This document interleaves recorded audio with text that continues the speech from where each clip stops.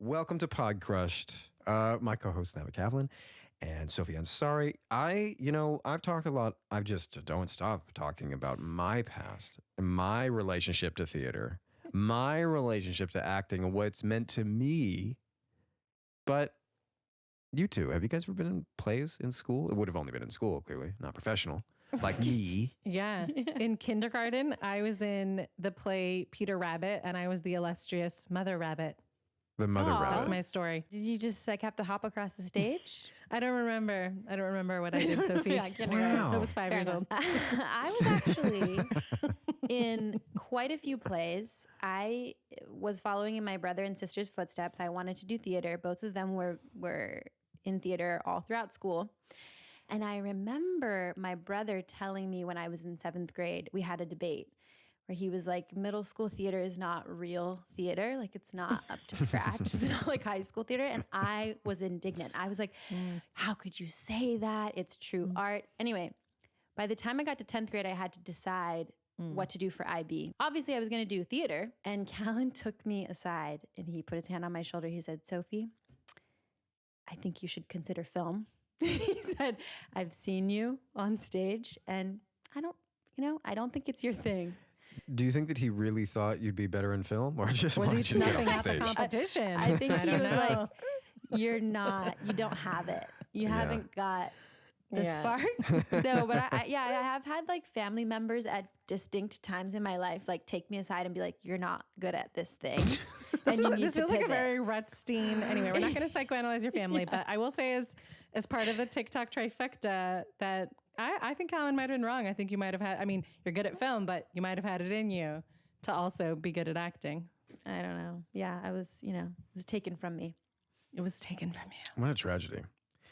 Well, you know who it wasn't taken from is today's guest.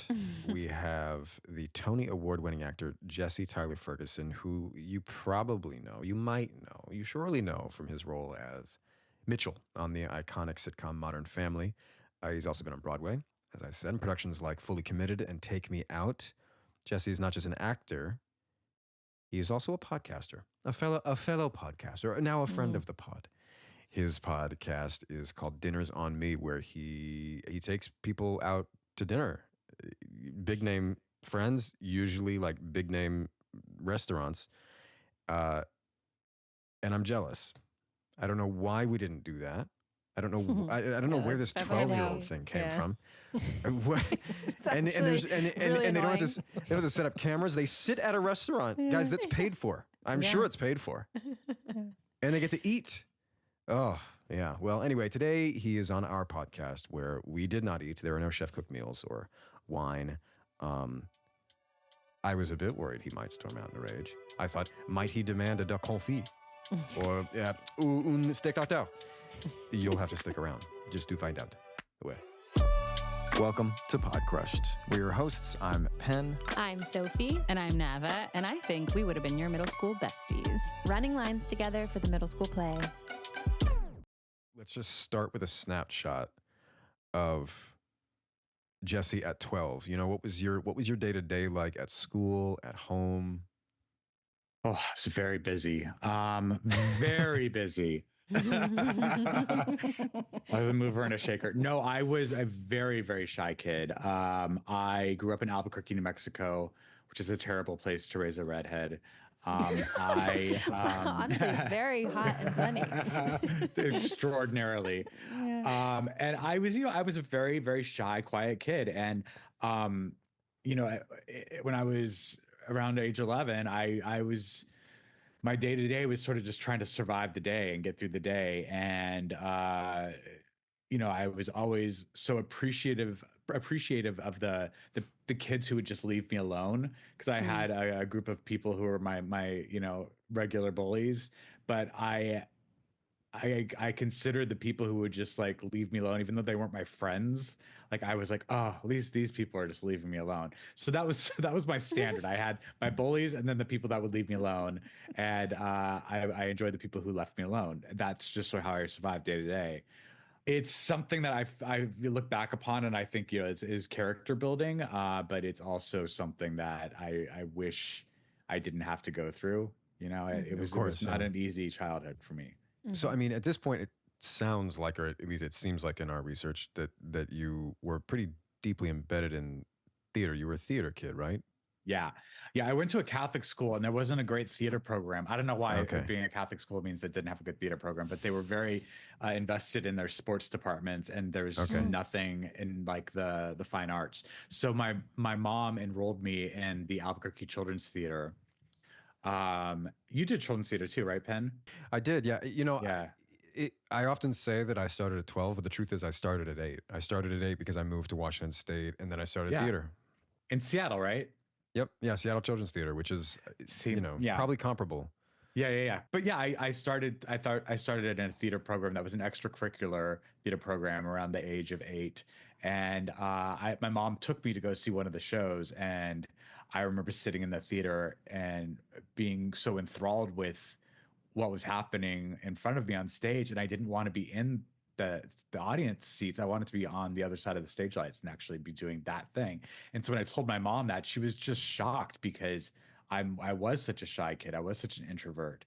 So I think she really, supported that because it was an outlet for me. And it was the first time that I sort of expressed interest in something on my own. And I wasn't just sort of following the plan of like, the extracurricular stuff that my parents had enrolled me in. And it really surprised them. But I really took to it. And I found the people that felt like they understood me and those groups of people, the wacky theater kids. And none of the people that I went to school with were in these programs. So it was like I had a fresh start there and I had friends for the first time.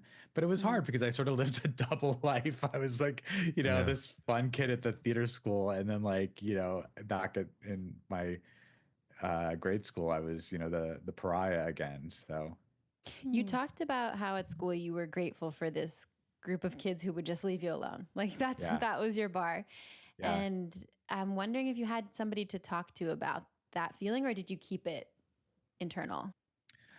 It's funny because as I've been doing my own podcast, and when I hear people's stories, I sometimes share parts of my life that I've never shared before. My mom has been listening. Well, my mom passed away in November, but when she was listening, thank you.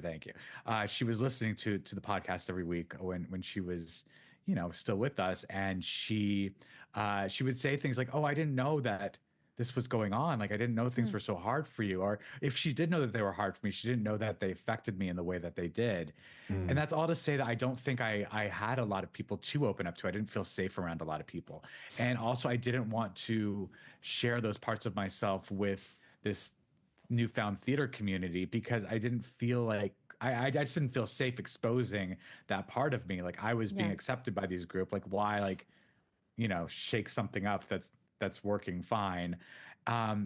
It did get to a point where like when I was in grade school, I was bullied bad enough, and I'm laughing just because some of the things that they did to me are just like so horrifying. Like, wow, you all were creative and awful. But I remember like being one of the worst. I don't know why it makes me laugh, but one of the worst things that happened to me is I was in our recess, the lunch recess, and a bunch of kids grabbed me and pinned my jacket. I had like, buttons, like those like heavy duty winter coat buttons. They pinned the ones that were on my hood to a chain link fence, and then pinned my arms as well, my cuffs to a chain link fence. And then the bell rang for everyone to go in, and they left me. And I was pinned to this chain link fence right next to the 8th grade classroom.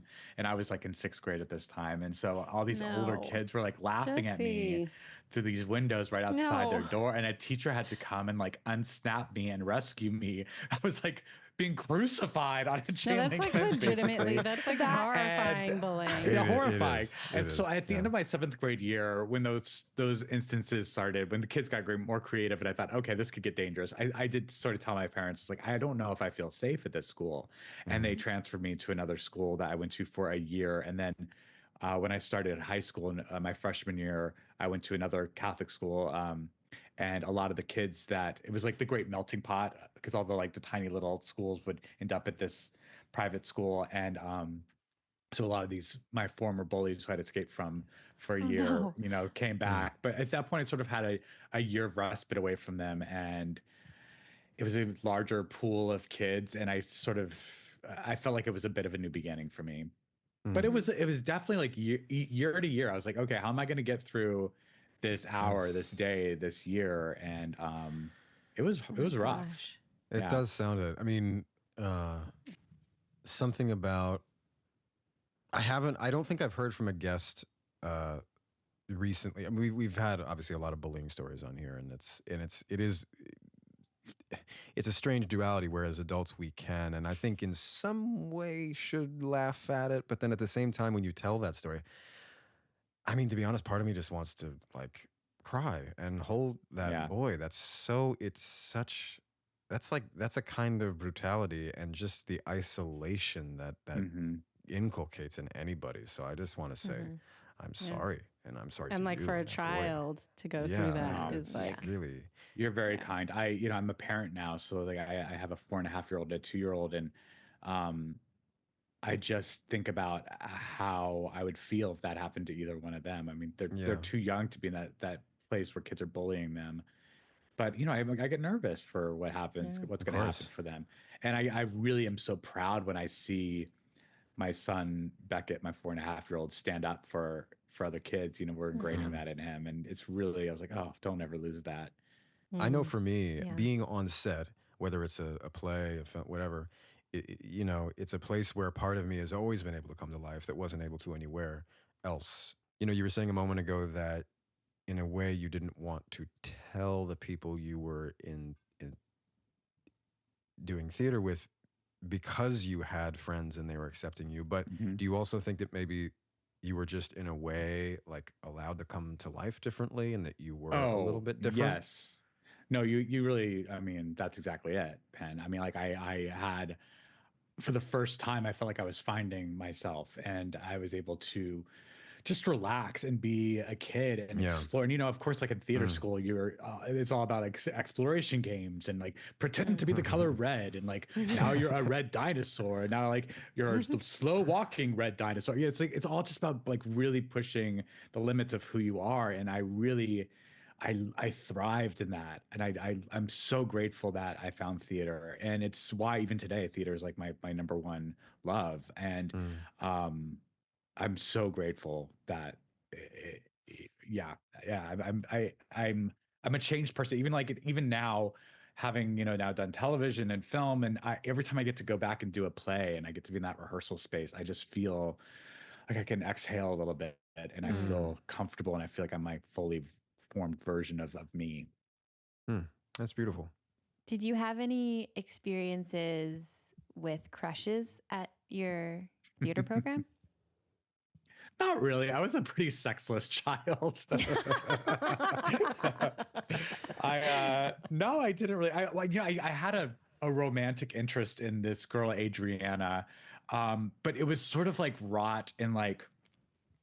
It was very fraught, and it was very like rooted in like musical theater romance. Like we have a love like Marius and Cosette and Les Miserables. Like we have a love like the Phantom of the Opera and Christine.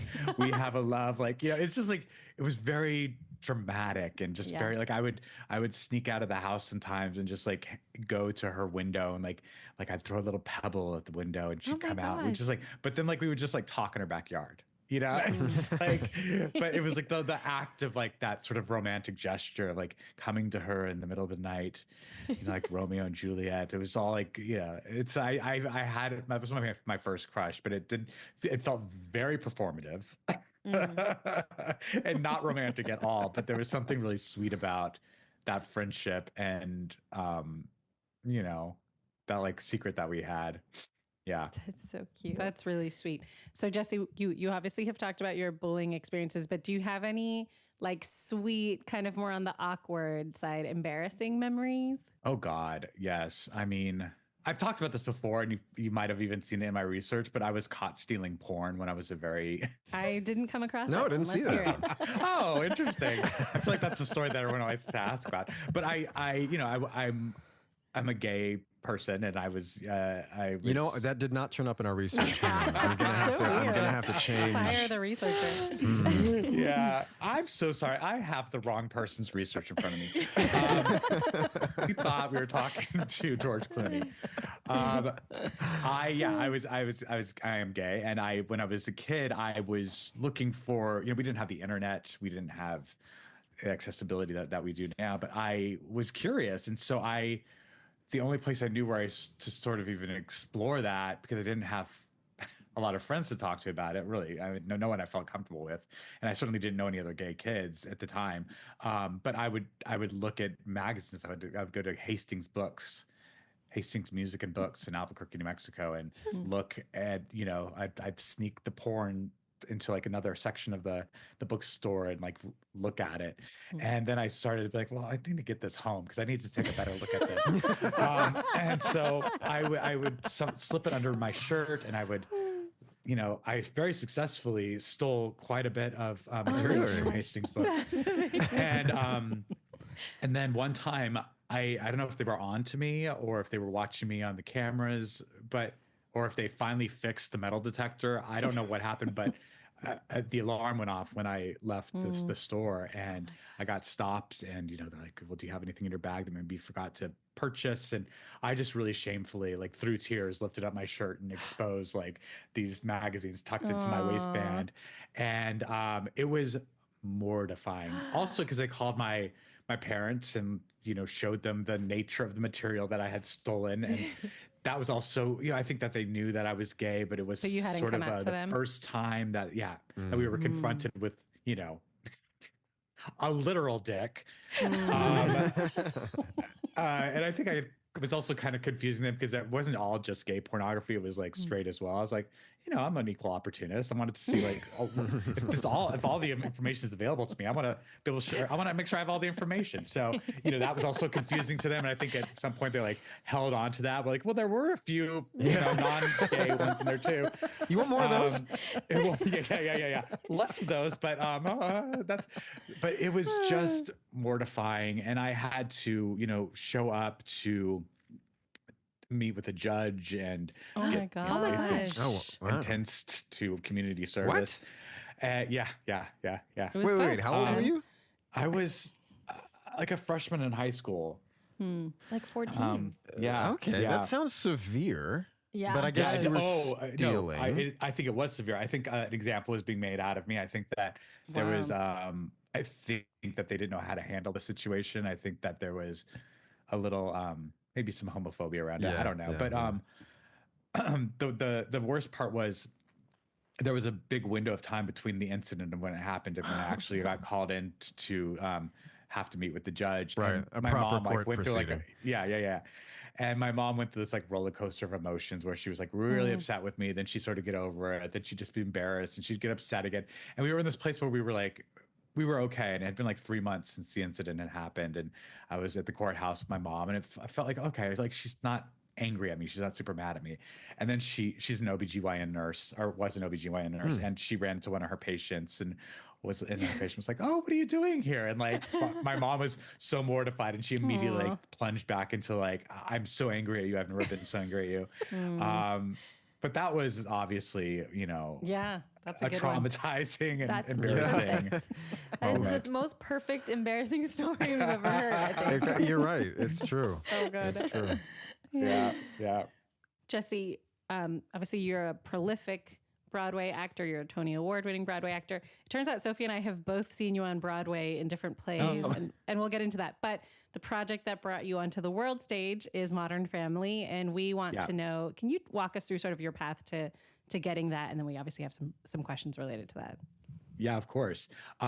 It was, I had already moved to Los Angeles to do another TV show called The Class, which was a show that I really, really loved. Had an incredible cast: John Bernthal, Lizzie Kaplan, Jason Ritter, Lucy Punch. It was directed by James Burrows, who directed all of Will and Grace and Friends, and it was meant to be this big hit. And everyone who was my age wanted to be on that show, and it was a really cool thing to be able to get that, and it felt very special. And I felt like, okay, this is it. I've made it. And that show was canceled after a season. And and I thought, well, that was it. That was my opportunity. I don't see how these big opportunities are going to come around too often. It just felt like all the pieces were there for it to be such a big deal and for it to really fly. And I thought, okay, well, that's the universe telling me that I should just go back and do theater, and that's where I was happy. And there's nothing wrong like with returning to those roots. I know what I'm doing there. I feel like at home on stage, and I ended up booking another television show that I didn't want to do, but because of the writer's strike that had happened right after the class finished, I felt like I had to for financial reasons, and I was really not feeling good about this role. It was a gay part, but it was very sort of stereotypical. It wasn't very nuanced. I didn't love the writing. The cast was great. It was with Niecy Nash and Jerry O'Connell, and I was thrilled to meet them. But like, it didn't feel, having come off of something with such, great scripts and a wonderful director, I felt like I was really taking steps backwards, and I was really questioning whether or not I needed to be in LA at all. And it was my plan to go back to New York right as soon as this was inevitably going to get canceled. I was like, there's no way that this is going to go. And sure enough, I think they aired 3 episodes, and like literally like, I think like 50,000 people watched the episode, which is horrible in terms of TV, especially on a major network. And we were the first show canceled that season. I was like, great, I'm on a plane to New York. And I went back to New York, and I told my manager and agents, I was like, I don't want to go do things in LA. Like, please just send me scripts of things that are going to keep me here in New York. And my manager was like, I know you don't want to see these scripts, but this does shoot in LA. Just read it and let me know if it's something you might want to go out for. And it was this pilot called My American Family. And I read it in a coffee shop on my iPhone in New York in a snowstorm. And I was like, oh, I 1000% have to go in on this show. And they wanted me to come in and audition for the role of Cameron, which was a role that I wasn't drawn to when I was reading the script. I was like, well, I'd love to play this role of Mitchell. It seems much more me. And they just would not see me for it. They would not see me for it. And so I flew to LA and I auditioned for the role of Cameron. And halfway through the audition, they stopped me and said, we think you're more of a Mitchell. And I said, oh, yes, I am. And they said, would you go out into the hallway and look at these sides for this other character and come back in? And I said, no, but I can come back tomorrow and do it, because I didn't want to. Good for you, Jesse. I was also nervous that I was not going to be, not in the right headspace. Like, I had prepared to come in for this other character, and I was like, I'm going to be nervous. I'm not going to give a good reading. So I really want to have a fresh start. And I knew they were, actively casting, but I was like, they just started. They'll be fine. And so I went in the next day, auditioned for Mitchell. And as I was leaving the studio, I got a phone call from my agent saying they want you to test for it. Tested for it the next day, and then I got it. I was the first person that they cast, actually. Wow. And so that was how it came to me very, very easily. And I think a lot of the reason why it did is because I was so relaxed, and I've never been so relaxed in an audition, partly because I was like, I've just came off of the first show canceled of last season. I'm happy to go back to New York, and I'm excited to go back to New York, really. And so if this happens and it holds me here in LA for a little while longer, that's okay. And I'm cool with it either way. And I think that there was just that sense of relaxation. I wasn't feeling like I had to have this job, even though it was the best script I'd read in a long time. And I desperately wanted it. This episode of Podcrushed is brought to you by Booking.com. Booking.yeah. Every time I go on Booking.com to find a place for us to stay within the US, I know that they're going to have exactly what I'm looking for. They have a huge variety of options, from hotels to vacation rentals, and I'm always able to find something that fits my specific needs. I have found that Booking.com has something for everyone. We are currently planning a little trip to Austin to see some family and some friends. And, now that we have a baby in the mix, there's more of us, and it's a little bit inconvenient to descend upon someone's home. So we are turning to Booking.com to find the perfect place for us to stay that's in the right spot, in our price range. Booking.com has it all. No matter who you are, Booking.com helps you find a place that's ridiculously right for you. Find exactly what you're looking for on Booking.com, Booking.yeah. I'm going to let Penn and Sophie ask questions, but I have a pilot related question. So I just want to jump in there. Yeah. I just want to say my family, before my mom passed away about 10 years ago. Before she passed away, we always had a really hard time finding shows we all like because my sister, my dad, and I have almost identical tastes. And then my mom was like super divergent taste. But we loved Modern Family. And I remember us all watching the pilot together. My sister called me because she knew you were going to be a guest. And she's like, you have to tell them about when we watched the pilot together. And we were just like hysterically laughing. And we all considered it like one of the best episodes of television we've ever watched. And when we would get together on family vacations, we'd always watch it again together because we just knew we'd laugh so hard. I think we laughed more and more each time we watched it. So it's like a very happy, warm family memory. And I wanted to ask you, like, how did it feel filming it? Like, did you have a special feeling? Did it feel different? Like, what do you remember about putting that episode together? It felt so different. It felt so special. We filmed it over the course of, I think, 10 days, and Julie Bowen was 9 months pregnant with twins. And they were trying to hide her belly during that. It felt like they really got the people that they wanted because Ed O'Neill was offered the role, but then he turned it down, and then they were going to go after someone else, but then it came back to him. It just sort of felt like everyone fell into the parts that they were meant to play. Like, I felt like there was exterior forces that were bringing us together, because when we all did come together, it felt like we had known each other for a really long time. And I just remember that 10 days when we were filming the pilot, we all were just so comfortable and so happy to be working on it. And I just, there's also so many things that can go wrong. You could have the wrong director, or this great script could just fall flat because it doesn't translate well to the camera. And it just felt like every moment of the way it was all going the right way, which definitely made me nervous too, because I wanted it to be the best version of what it was. But I agree with you that pilot was so well done. And when I finally saw a cut of it, I was like, oh God, this feels really special. And I don't know if Penn, if you've ever done this, but like if you shot something, you're like, oh, can I show you this thing that I shot? And everyone's like, oh God, okay.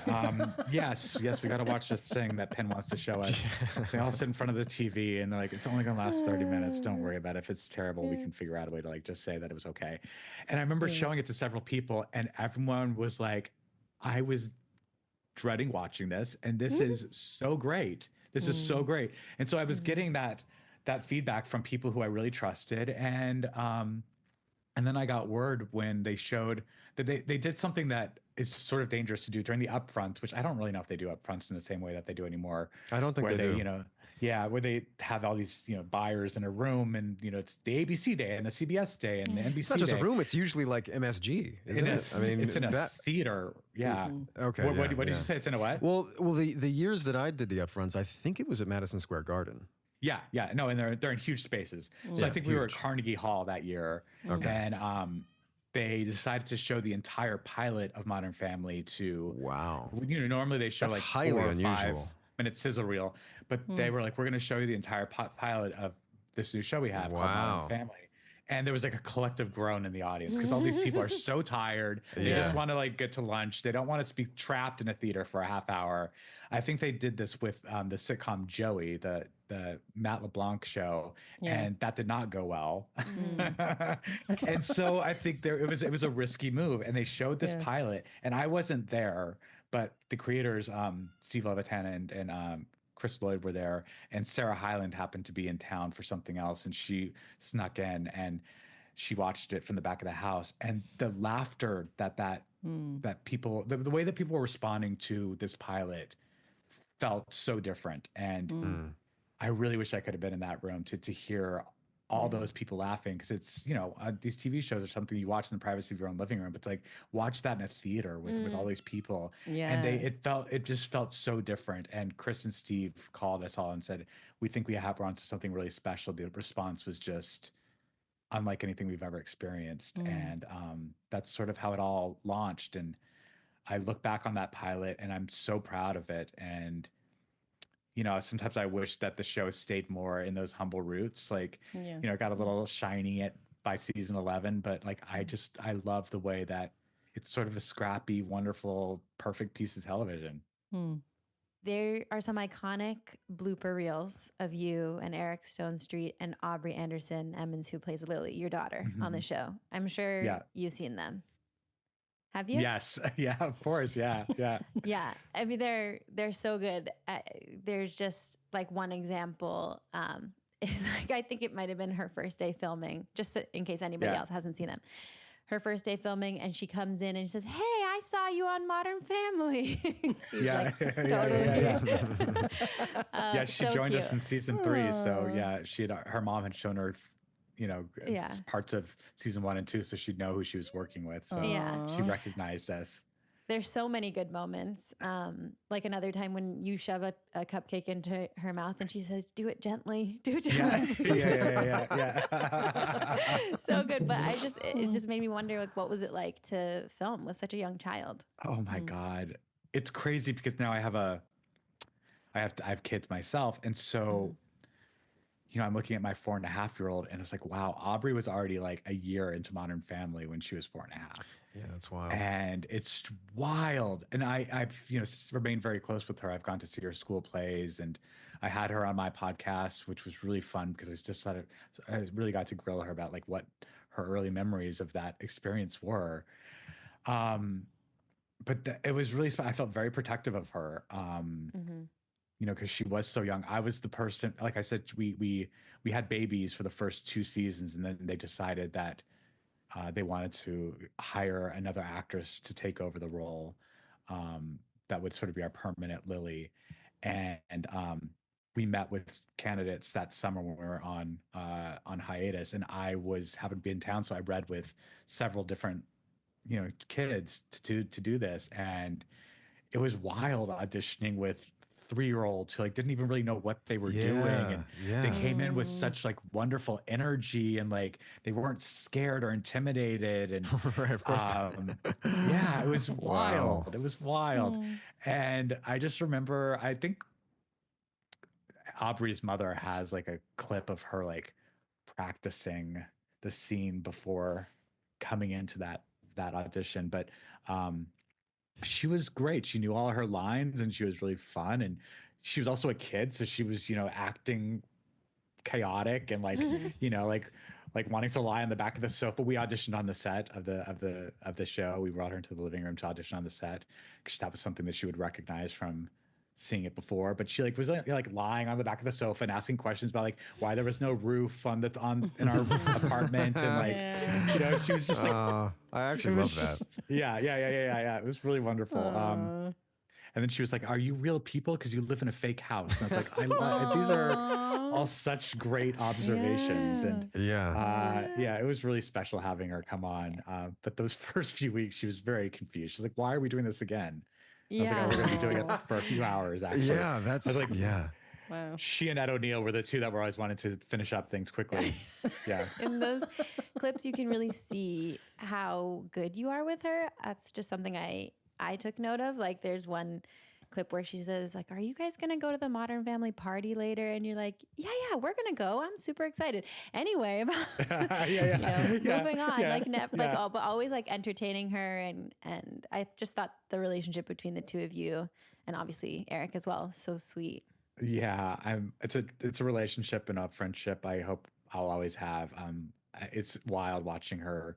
She's almost getting ready to go to college now, and it's absolutely bonkers that I've known her that long. Crazy. What I love so much about Modern Family is there was space to be real and for there to be dramatic moments, and I immediately recognized that. Even in the pilot, even though there's a lot of really funny stuff around it, there is my character was going through a big decision about how to reveal that he and his partner have adopted this child from Vietnam. And, his dad is slightly homophobic, and, it's how is he going to take that? And I just saw opportunity in the series for me to have the chance to represent a more grounded version of a gay character, and a character that was committed in a relationship. I just saw great opportunity in that. The previous comedies that I had done, of course, like musical theater before that, but like, I had done a sitcom in front of a live studio audience, which, feels like it's a bit more broad, and, you have an audience laughing at you and telling you what's funny in the moment. And then I did that same sort of structure with the next show I did. Even though I was not as pleased with the material, you know, it was very broad comedy. And so to be able to come in and really try my hand at something that was more subtle and more real and more grounded was really refreshing. And I was also such a fan of shows like The Office and Parks and Recreation, and I saw such I don't know, there was so much potential to bring more than just humor to those types of sitcoms. So when they really are, they can allow you to go into like more, you know, real moving moments. And when I found out that, you know, they wanted to see my character get married, and, you know, we were living in a world where we were fighting for marriage equality outside that television studio, I was like, this is so incredible that we can watch these characters go through those same struggles, and we can be a pop culture touchstone for what's happening in the real world. And, you know, when they decided to write a scene where my dad says to me, I just don't understand why you two need to get married. Like, that really resonated so much with me, because my own personal relationship with my father, and he's so supportive and so loving, and he was dancing at my wedding and so happy to be there. But he had a struggle with that, you know, from the early moments where I was caught stealing pornography, to like me becoming gay, becoming more myself, and as a gay man in New York City, and, you know, then taking gay roles and being on television. So, like, you know, anyone could tune in and watch me be a gay person in their living rooms. Like, that was a big thing for him. He's like, well, that feels very exposing to me. And he had quite a journey with it. So when we had that episode where Ed O'Neill's character, as my dad, was having such difficulty with coming to with fully accepting his gay son, I was like, this is such an incredible moment for me to be able to get to play, because I can draw from my own experience. I think so many people can relate to this, both as Mitchell and as his father, Jay. And we have the opportunity to really change some hearts with this. And it just remains to be, those two episodes that were Mitch and Cam's wedding remain two of my favorite episodes that we ever got to shoot. And it's because they were grounded in such real emotion, and they were also hilarious. I mean, I think, you know, Nathan Lane was nominated for an Emmy Award, and Elizabeth Banks as well for their roles in those episodes, and because they were hilarious. But it was really the full gamut of emotions, and it's also made me grow so much as an artist. Like, I look for more projects like that where I can use the full rainbow of like my abilities. I've probably shared this before, but Penn and I, for a period of time, had done some research on like media that has a positive impact on like discourses of society. And we looked at some research from the Norman Lear Center, and it was particularly on immigration, like the people trying to influence voting in relation to like immigration. And basically, I think they looked at like documentaries versus dramas versus comedies. And what was most impactful in changing people's minds were comedies. Like like I think what was that, sort of Superstore? That's show, right. Yeah, Superstore, yeah. Superstore versus Madam Secretary, and I don't remember what the other one was like the most impactful. Like, that's when people took the most action and like changing their vote, changing their minds. Like, they're the most receptive to a comedy grappling with it. Because they don't want it to feel like medicine, you know? I think you can really change minds and hearts when you come at something with comedy and with humor and with a lighthearted touch and with relatability. That's the other thing. It's like a lot of these characters are in people's living rooms and they feel like they know them.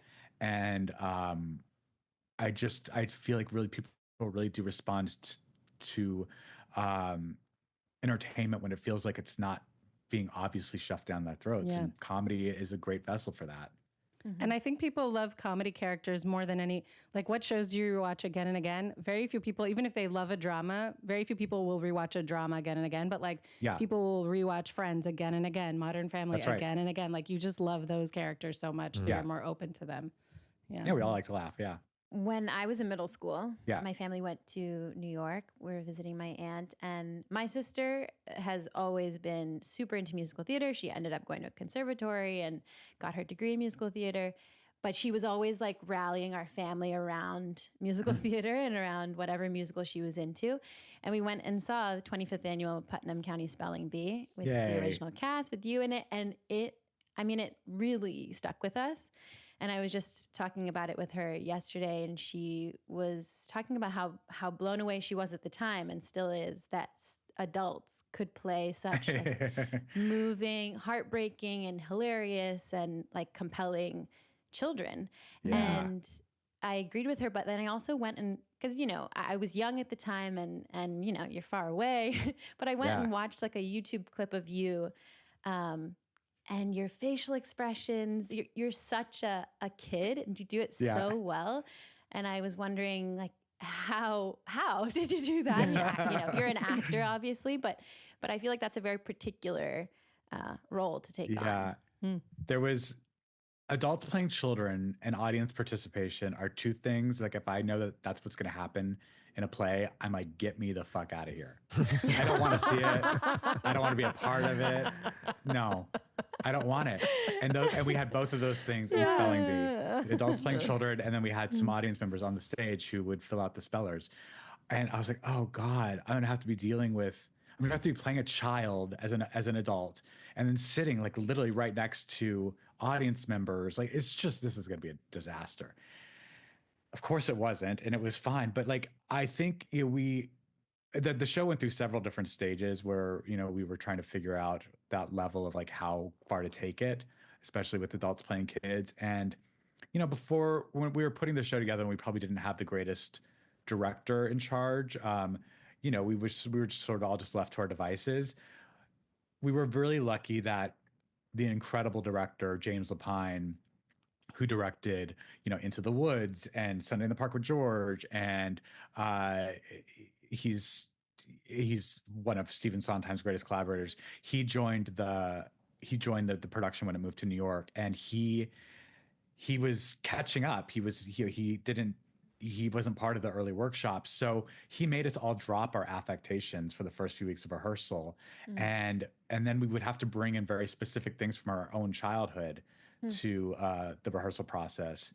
And he would start allowing us to layer on some of these different nuances, but he wanted them always to be grounded in reality, and it never wanted for us to look like we were adults playing children. He wanted it to be the truth led. If we lead everything with the truth, and so that, I think, that really deepened a lot of those performances, and it's so interesting because I've now seen the show's about to celebrate its like 20th or 25th anniversary or something, and I've seen other productions of it now. I've seen kids do it. I've seen adults do it. There was a big production of it at the Kennedy Center in Washington, D.C., where they had like an all-star cast do it, which was really wild. But I think that's the success of all these productions, is that ingrained in it is that it's all about the outsider and embracing your inner child. And I think when people who take the show and can do that, it's successful. And I'm so proud of that show. I was so thrilled to be a part of it. Yeah. Jesse, you have a podcast called Dinners on Me, and we've all listened to it. But for our listeners who don't know anything about it, can you walk them through the premise and recommend an episode to start if they wanted to sort of jump in? Gosh. Well, it is what it is. I take people out to a meal. I take someone that I admire. They're usually someone I already know, so that's nice because it's a friendship I already have. But I take them out to a meal. We go to a restaurant in real life. It's a real life restaurant, usually a working restaurant with other people in it, other civilians. Do people gawk? Like, how do they react? Sometimes they're a little taken aback. But you know, we find a quiet corner. We set up our microphones, and we have a meal. And you hear, you know, the waiter come to the table and take our orders, and we have a meal and have a great conversation. And that's what the episode is. And I've had some incredible guests, everyone from Chelsea Clinton and to, you know, Lisa Kudrow, to Nathan Lane, who's I was just speaking about earlier, who's a guest star on Modern Family, Jesse Williams. I have so many episodes that I absolutely love. Margot Martindale's episode is one of my favorites, just because I did this film Cocaine Bear with her and fell in love with her on set, and we just have a really great time sort of breaking down that time we got to spend together. The Lisa Kudrow episode is really, really wonderful.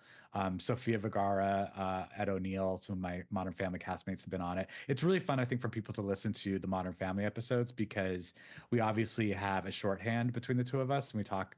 I've had Sarah Hyland on, and Ed O'Neill, and Sophia, and Nolan Gould, and Aubrey, my daughter. I'm about to have Ty Burrell on. Oh, exciting! But there's a nice shorthand between us, but also it's fun to sort of hear us talk about things that the audience wouldn't necessarily think that we talk about, but it's fun. I think fun for them to also listen to us just interact as friends. Cause we have 11 years of history together, and there's a lot of things that people don't know about those friendships. Yeah. I feel like the premise of the podcast is genius. Like you really did carve out a niche within the podcast celebrity interview space, which is hard to do. We would know. Yeah. But I like, how did you come up with that idea? Were there other ideas floating around, or was this always the one? I was actually working on doing a podcast with someone else. It was going to be me and her. And we pitched this idea to Sony. It was about relationships. It's someone I really, really love so much. I was excited to do it with her. And Sony ended up passing on the project, but then coming back to me because they knew I had a background in the culinary world, and they were trying to figure out a podcast in the culinary space. So they presented me with a few ideas.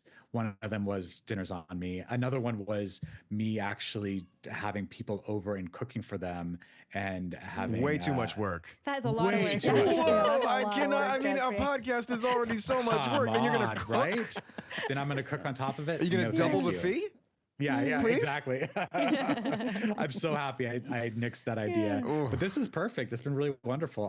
Yeah, I just get to show, and also I get to try some restaurants that I've been wanting to try for a really long time, and I get to showcase chefs and establishments that I love. We've mostly shot in Los Angeles and New York. We're about to shoot an episode in Salt Lake City with Ty Burrell, and then I'm working in London doing a play in a few months, and we're going to take the podcast across the pond and do some episodes in London, which is really exciting.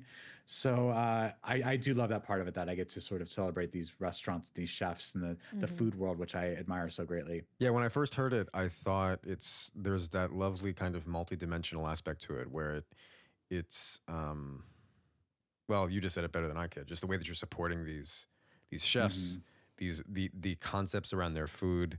I really like that. Yeah. I had some pod jealousy. I thought, well, you get to go to a restaurant. Be it just set up. That sounds really lovely. It is nice. I mean, there is, the driving time that it takes to get there, and like, of course, we recorded with Jane Lynch, and we went up to Montecito to work to have a meal with her. So I was in the car for an hour and a half, but it was great. It was a wonderful day trip, and it's like a destination, which I think is actually very cool. Yeah, for sure. Well, we do have a final question. Wait. No, I have one more question before your final question. Okay. I have to ask. Okay, I think this was whenever Folklore was released. There was someone tweeted, Taylor Swift had that song, Last Great American Dynasty. Someone tweeted like Jesse Tyler, they're sort of like dream cast if she ever made that music video. And I just want to know, I'm just going to study your face. I've always hoped that she's turning that into a movie. She has a deal with Searchlight, and I'm just going to study your face. Is something in the works? Could you possibly be starring in a Last Great American Dynasty adaptation? Okay, less affectation. Remember, go back to your childhood. There's a little bit of leaf coming through. Yeah. Oh God, I mean, wouldn't that be fun? I think she's going to be a really great director.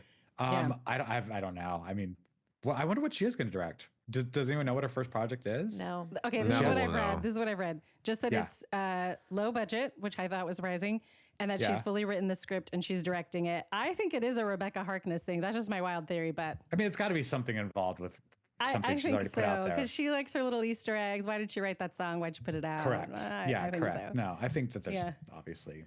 Yeah. I mean, I have. No one's called me. Okay. All right. You'll invite us to the for a definitive. No. Yeah. He's telling the truth. The truth. So we do have a classic last question. If you could go back to 12-year-old Jesse, what would you say or do? I wouldn't shoplift. I would just put the magazine back. I think I would encourage myself to just, gosh, I mean, I just feel like when I was a kid, I protected myself so much, and I didn't necessarily find a comfort and ease within myself. And I think that made things harder than it needed to be for me. I think that I wish that I could have, well, first of all, I think all of us wish that we could go back and be like, it's going to be okay. I think that's just a classic answer. It is, yeah. But it really was okay. And I think so many of the things that made it okay for me were the things that I was hiding from other people. And I guess I wish that I could have said, you don't have to worry so much about hiding those things, and you can be more authentically yourself now, and you're going to be taken care of. Yeah. Sweet. Yeah. Thank you so much, Jesse. Yeah, It was so nice to meet you. Nice for meeting you all coming too. on. Yeah. Thank you. I'm jealous that you get to do this with other people. Yeah, it is nice. Yeah. We both have things to be jealous of. The food. Yeah. That's right. You can listen to Jesse Tyler Ferguson's podcast, Dinner's on Me, everywhere you get your podcasts, and follow him online at Jesse Tyler. Podcrushed is hosted by Penn Badgley, Nava Kavalin, and Sophie Ansari. Our senior producer is David Ansari, and our editing is done by Clips Agency. Special thanks to the folks at Lemonada. And as always, you can listen to Podcrushed ad-free on Amazon Music with your Prime membership. Okay, that's all. Bye. I don't think we've ever met, have we? I don't think we have. I'm excited. Yeah. Thank you for coming on. It's weird because you're like 10 years younger than me, but I also feel like I grew up watching you. Is that Really? On what? On Gossip How does it Girl? feel? That's an that. honor. Yeah. Gossip Girl. Yeah.